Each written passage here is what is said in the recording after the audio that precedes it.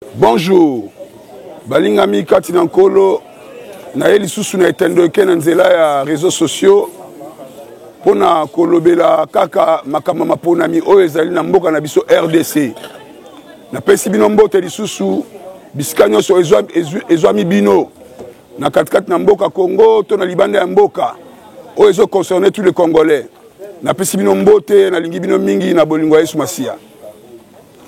Et tindami biso po tolobela tina élection parce que to la kisabatu ni bakoko attitude ni bakoko za nango vis-à-vis ya maponami.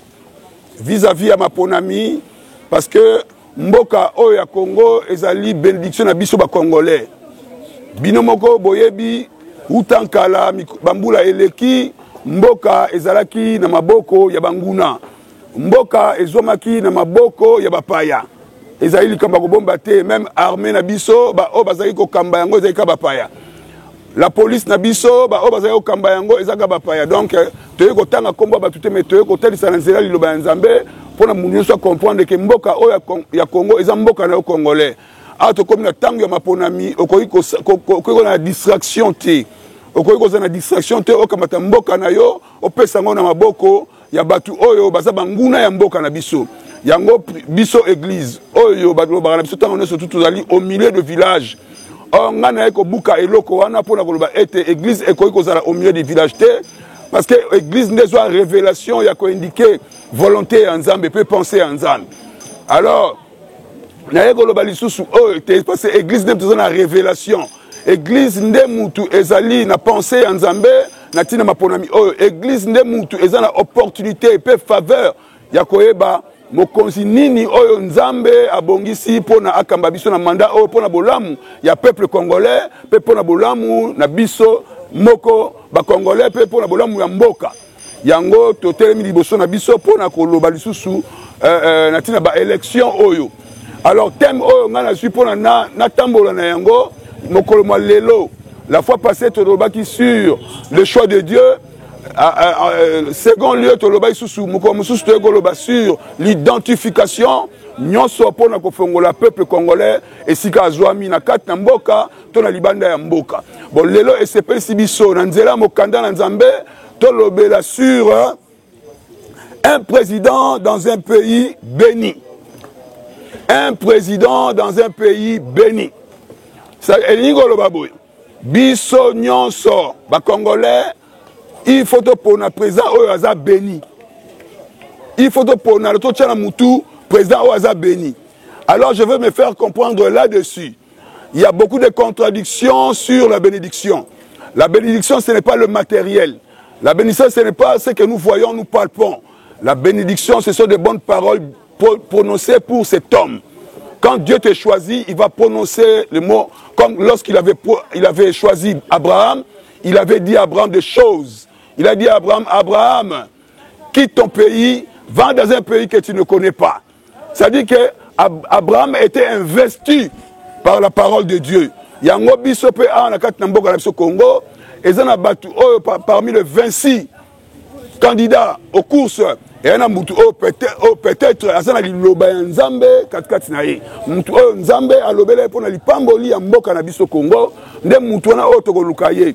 Or mutu wana pona toluka ye, c'est-à-dire que l'église a pour mission. L'église a pour mission de montrer la personne parce que l'église a la possibilité, l'église a la facilité de connaître les choses cachées. Comme Jean-Baptiste à son temps, les gens venaient se faire baptiser chez Jean-Baptiste, mais tant que Tali bateau, et comme il a tant que Moutumoko, Azotan Boloko, la Moutumé, le bitete, oh Azam Moutouté, Azanyama, Azam Mouton. Azam Mouton, il faut passer dans l'abattoir pour la Mokile Bika. Alors, voici l'agneau de Dieu qui enlève le péché du monde. Alors, c'est Jésus. Alors, et là, on a été église, on a la possibilité à Gomonango pour représenter le peuple. Il y a un bande de pasteur. Toti Kakaka. Koloba, mabala, bambongo, bamagomebele, ça bien ça m'a bêté. Mais ce qui est beaucoup plus important, l'ibala gozala bien ceux qui toza na mboka. Mbongo na ogoliango kitoko ceux qui tozali na mboka. Alors to banda liboso côté ya batundeni bako voter utile. Ndeni bako voter mopona mina nzambe, asima ba mabeloko wana oza élémentaire. Ba mabala wana batumusu basambela raté bazu yango. babana na bazemi biso bato bota kena penda kanganga ta kena pe nzambe pa pasteur te mais azobota ça dit que ça biloko oyo nzamba bongisela ngo moto avant moto abanda kosenga bila zola bana biso nan bosengi te na sina pe sibino ena biloko no studio to tsango kaka cheval de bataille te na ke tout droit au but pour na makambu ya élection na lobi un président béni dans un pays béni. C'est-à-dire que mboka oba bongisi lokola Congo oyo na kita makasi na mboka na biso. C'est-à-dire que bakoko cha mutu nyonso tout à la tête ya mboka wana. Mboka oyo eze regorger ba richesse et belé. Nous avons des ressources humaines. Batu ya mayele baza awa. Na moni dernièrement na télévision mona muke il y a 6 ans à sali tracteur ezobima tracteur wapi na fin fond kuna na bumbu. C'est-à-dire que Maël a joué la quelle cité. Maël on a joué en groupe esika songolote mais Maël on a botamina yango. Or nation abiso ezali na ressources humaines bata Maël bazale belé. Tolongo on a lisusu. Comment on a des ressources naturelles, le col or, le col manganèse, le col diamant, le col coltan, le col cassiteris, le col cuivre, le col cobalt, le col iranium, nous sommes un pays scandalement riche. C'est-à-dire qu'il faut tout voter utile, tout la bénédiction, na mutu ya mboka pour na peuple à bénéficier et le kouana. Voilà où est l'introduction nangai. Je me nomme Emmanuel Ezunga. Mon ministère est apostolique. Donc on nous appelle apôtre. Kombo nangai ezali Emmanuel Ezunga Elimba. Ministère nangai ezali apostolique. On nous appelle apôtre. L'apôtre est là pour éclairer. L'apôtre c'est un envoyé de Dieu. Yango nazolo balelo natina ba élection. Na gotanga mokana na Nzambe na 1 Samuel 16 verset 1. Nazotanga ngo na kombo Esmasia. L'Éternel dit à Samuel: quand cesserais-tu de pleurer sur Saul? Je l'ai rejeté, afin qu'il ne règne plus sur Israël. Remplis ta corne d'huile et va. Je t'enverrai chez Esaïe, Bethléminique, car je vis parmi ses fils. C'est lui que je désire pour roi. Voilà. Les Écritures, Yangozali, fondement na biso église. Donc ceux qui ont été bimisa mokonzi pour na biso bana nzambe to kende et pas yaba diseur de bonaventure te. To kende et pas yaba to basala ba gris-grité. To zonga et pas ya mokeli o asala likolo na se o asala peuple congolais o asala nation oyo. Ah bazolo bela biso nzambe azolo bela Samuel. Alors Samuel azaki prophète ya nzambe. Ayebisi abipo nini yozo lela kaka tingo nga ozola la te kolela na tina Saul. Saul akobongwa na te. Ezana batu mususu ba kotikala akobongwa na te. Surtout na bakambi ya mboka. Autaki na ba gouvernement songolo na bakisi azokota ti na gouvernement ya bana nzambe o nzambe azopona na bakisi. Alors biso bino bapona mi ya nzambe. Balobi il faut faire beaucoup d'attention. Samuel abandaki kolela.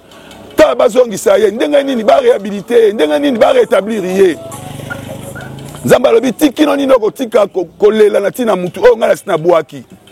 Alobi tia mafuta na corne na yo corne ezali maseke liseke tia mafuta nazo tinda yo na ndaku ya Esaïe le Bethlémite.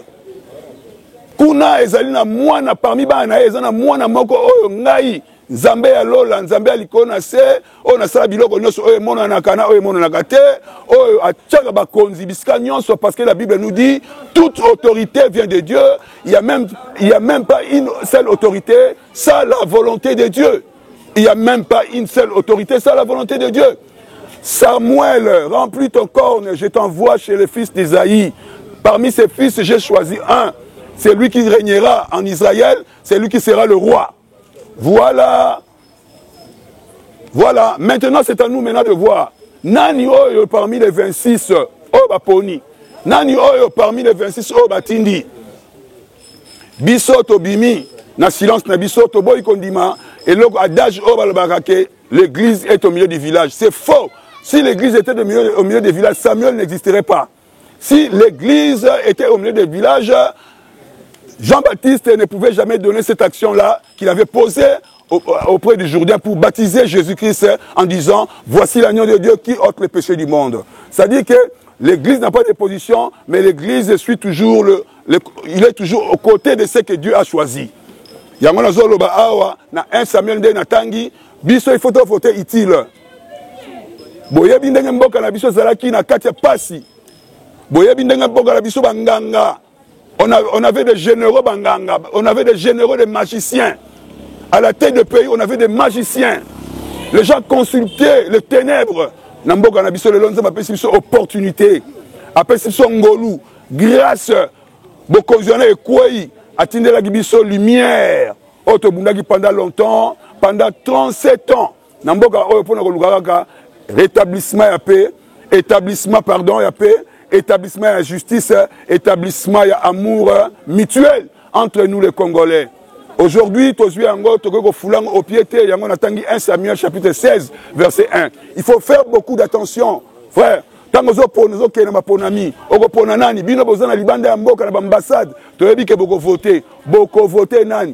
voter utile. Donc, c'est-à-dire que il faut que la volonté en Zambé fan du happy. Oh, bah, il y a nzete na mbumana yango. Bah, il y a nzete na mbumana yango, frère. Tozwaki Congo ezwaki mokonzi na 2018. Tolandeli mokonzi wana tomoni ba signe ya bonzambe na kati na ye. Tolandeli mokonzi wana tanga prêter serment après aiko kende na stade de martyr pour na ko dédier mboka zwi mboka mobimba azongisa na maboko ya nzambe.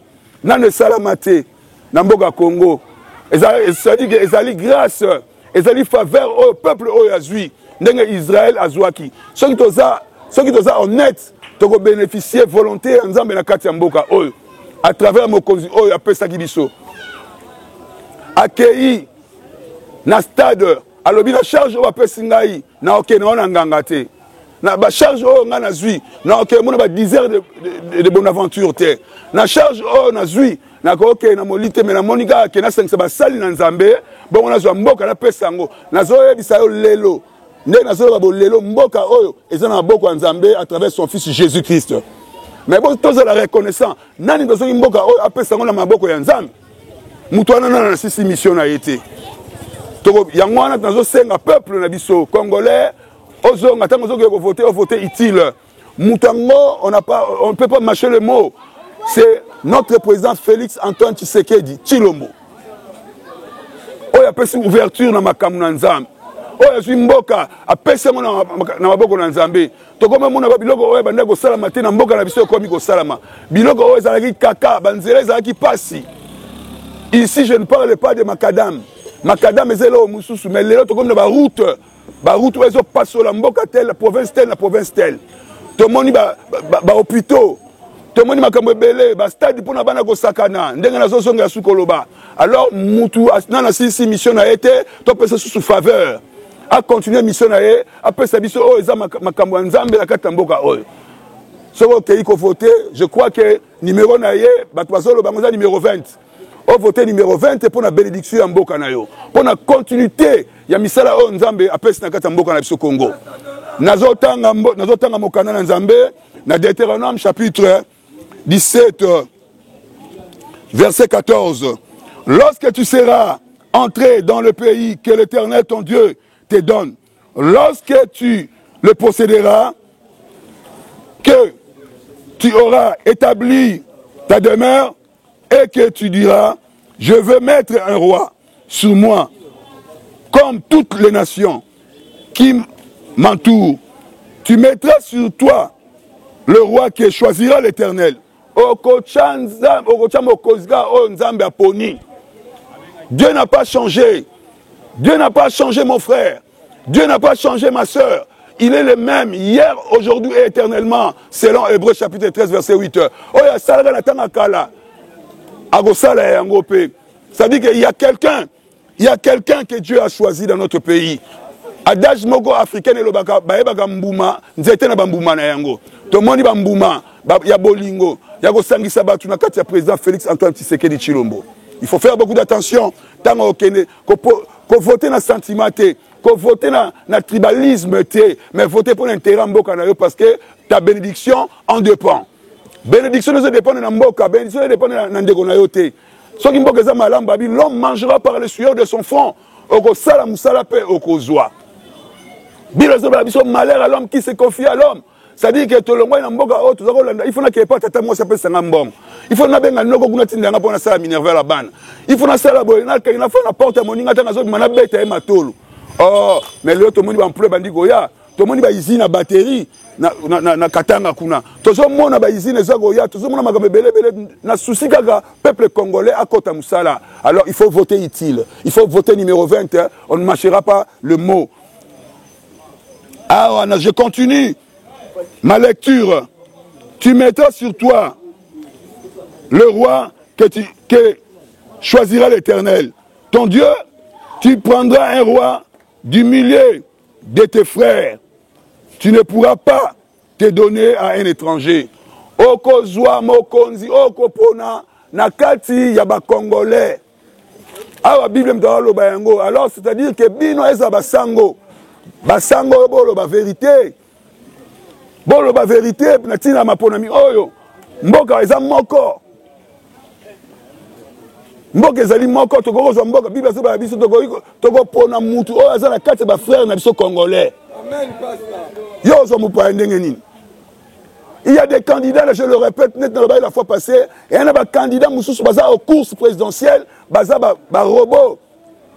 Ils ont été créés par les Occidentaux. Ils ont été façonnés par les Américains.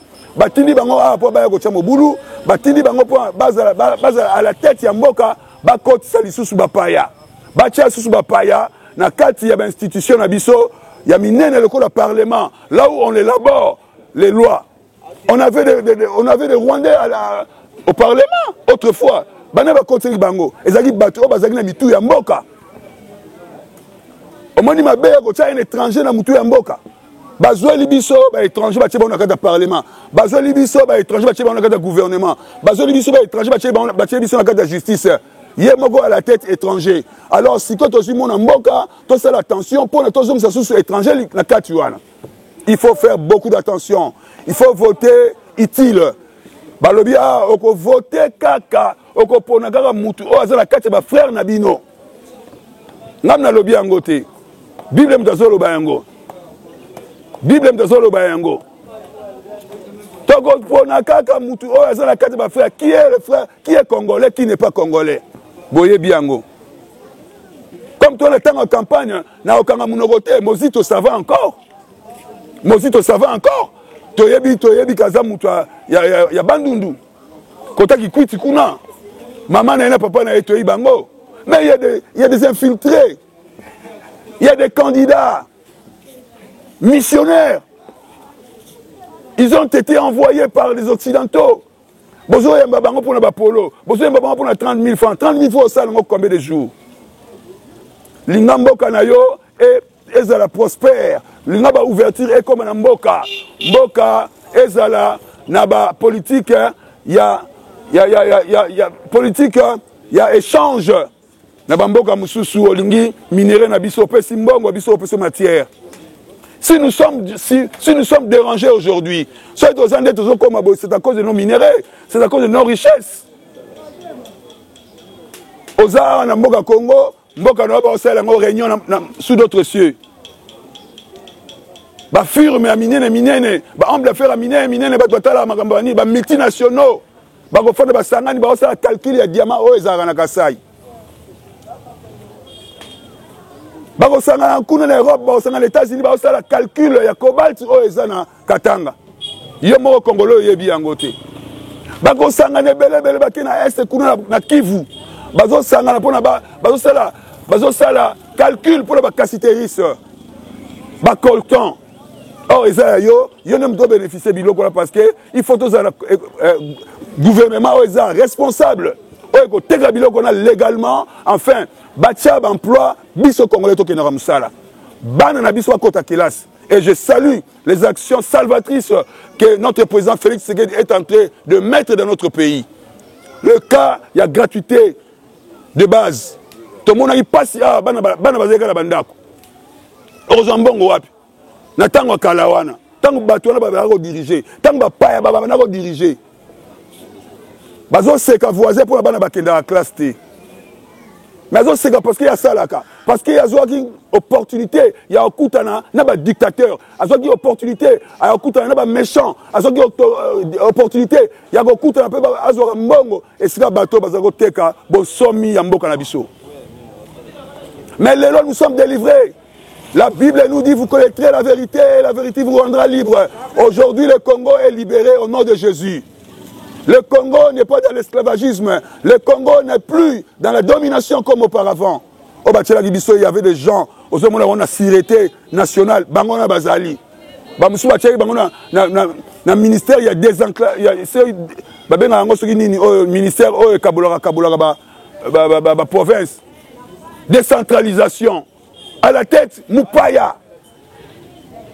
Na anerba directeur, anerba Paya. Na Ofida, Mutaotanga Mbongo, Yamboka, Yadouane, Moupaya. Le pays était vendu. Aujourd'hui, à travers notre président Félix Tshisekedi, il a osé, il a fait la tête à ces gens-là et il les a imposé la politique de gagnant-gagnant. Moutarofote Yangoana numéro 20. Voilà, c'est ça. Oko jomo payate, frère, votez utile. Ozo kende kalaming ite na urne. Bazo oko sayo. Na ba sentiment ba polo peut-être. Oh yozo ba obongisela elegi polo. Oh bazo bongisela yo elegi 30 000 wana. Oh bazo bongisela yo gratuité à maternité bino ba maman. Elegi 30 000 oh ba opesa yo. Elegi polo oh bazo pesa yo. La fois passée, tu vas nous refuter mon maternité, maman bimé. Ça qui passe, vas-y c'est quand mon abimi na bilamba lambo. Au moins, il va kangier kuna kutu na maternité. Ignorance. Peuple, ne connaissons mon pas si yozo seka parce qu'avec Nambongo, parce que le pays était en otage. Aujourd'hui, le pays est libéré. Nous voulons encore redonner encore la grâce, le faveur, la possibilité à notre président Félix Antoine Tshisekedi pour continuer l'action à on a besoin salvatrice. Gratuité à maternité. Maman Robota, au refuta tout sous et l'autre côté. Bazo promettre la biso toujours qu'il y a gratuité, il y a secondaire. Pas si. Bana bazana ndaku bazo mbongo pour que futa kelasi. Mais nazo sabino que gouvernement o ya malamu auto zo qui va continuer et repère ça et refuta la bana classe. Ba OK même ma bourse et goza pour la batama yele, ba ke na porte pour ba go sel samboka na biso. Il y aura des bourses. Ba signe de monani. Comme Bassine Monani, nous devons faire tout pour protéger Ango. Monguna, Azana Nakanda, Azana Botola, pour changer Bisso. Non aux Occidentaux, non à l'impérialisme, non aux candidats tricheurs, aux candidats favoris par l'Occident. Tolingi Ango soutient le Congo et Gozonga soutient au nom de Jésus. Lango Nazo Soumokana Nzambe pour appuyer un message Nangai. Yalelo, Jérémie 23-31.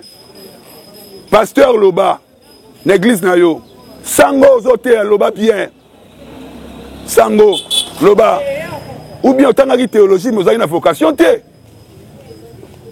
Ce qui prime dans l'église, et là, qui m'a tué dans la 4 église Yanzambé, c'est la vocation. Ce n'est pas la théologie. La théologie vient après. Ça ne veut pas dire que je suis contre la théologie. Yamona Zoloba était bon Loba. Simon Kimbango avait parlé. Il était protestant, mais il avait osé à dire aux Blancs que non, non au l'esclavagisme. Et Koki, tout le monde est bagné au Kolaki. Philippe Mbumba, Philippe Mbumba était aussi un prophète, Namanyanga Kuna, il n'y a pas l'Obaki. Non, l'impérialisme, non, l'esclavagisme. Sango Zolo Bate Ponani. Pasteur Yozan Oza Koteni. Au moment où il y a le président Ozo Sangisa, Bassa il y a la carte d'église, il y a l'Assemblée, il y a position des années. Position des années en bon. Seule la bénédiction de l'Éternel qui enrichit et ne sème de gauche à grain. Bateau, bateau, bon, ne sème pas comment. Mais ceux qui nous ont bénir Congo, nous avons fait Moussala, tu as la kimia. Tu as foutu la banane, tu as lié ma lame. Bible de Jérémie, chapitre 23, 31. Nazotanga yango 23 Jérémie 23 chapitre 31 Nazotanga yango au nom de Jésus. Qu'est-ce que la Bible nous dit? Voici, dit l'Éternel, j'en veux aux prophètes qui prennent leur propre parole et la donnent pour ma parole. Voici, dit l'Éternel, j'en veux à ceux qui prophétisent des songes faux, qui les rencontrent et qui égarent mon peuple par leurs mensonges et par leur térémité. Je ne les ai point envoyés, je ne leur ai point donné des ordres, et ils sont aucune utile à ce peuple, dit l'Éternel des armées. Voilà. Nzambe azoloba nzambe alali te frère, pasteur, degolanga pasteur, sango ozali, musulman ozali. Lelo kuto komi na écuménisme ndenge basangisi bato nyonso bazaka esika mo écuménisme. C'est-à-dire que tout ça, tout baza ba peuple ya nzambe. Biso nyonso bandeko, pasteur, sango, mwalime, basalutiste, biso nyonso oyo to exercera œuvre ya foi. Position oyo eza ndenge nini na Congo. Position oyo eza ndenge nini na makambo oyo maponami. Ah, totangi na Jérémie, chapitre 23, 31, à l'Obi, Nabiso, je ne vous ai confié aucune mission. J'en veux aux prophètes qui prennent leur parole pour ma parole. Je ne les ai pas donné les ordres. Ils sont inutiles pour ce peuple et je ne les ai pas envoyés. Voilà. Na écouté ba pasteur te benazolo bagake pasteur toza musa munene na leur yangoyo na komi na suka na message na ngai loba bien ceux qui osana la parole te ceux qui osana révélation te yoga moninga osana révélation na zolo bisabiso ke na ebike mokonzi oyo tozana Félix Antoine Tshisekedi numéro 20 yé muto azoption na mandat selon la volonté de Dieu yé muto azoption na mandat ezoya pour na achever ba œuvre nzambe a œuvre inachevée te. Il avait choisi Félix en 2018 pour réaliser Vision Songolo dans le Congo. Je sais que c'est lui qui sera en place. Alors, biso de soutenir pasteur Lakissa, peuple nayo, l'Oban peuple nayo, étranger, il y a des étrangers, il y a des Burundais, il y a des Zambiens, il y a des Italiens, oh baye, bazui ticket na bango na Occident, bazui ticket na bango na États-Unis, bazui ticket na bango dans une église que je ne peux pas citer son nom ici, ils sont contre la volonté de Dieu dans notre pays, mais ils seront humiliés, ils seront ridiculisés. Pour la vérité, pour la urne. Peuple congolais, n'attendez pas verser eux qui appuyer l'élection à Bisso, tant que Ponami, au voté Nani, n'a voté Félix Antoine Tshisekedi Tshilombo, parce que Bilembo et Monaïnaye, au voté Nani. Qu'on votait pour Napoloté, et j'ai dit, et je vous remercie, c'était l'apôtre Emmanuel Ezunga, votre humble serviteur. À la prochaine.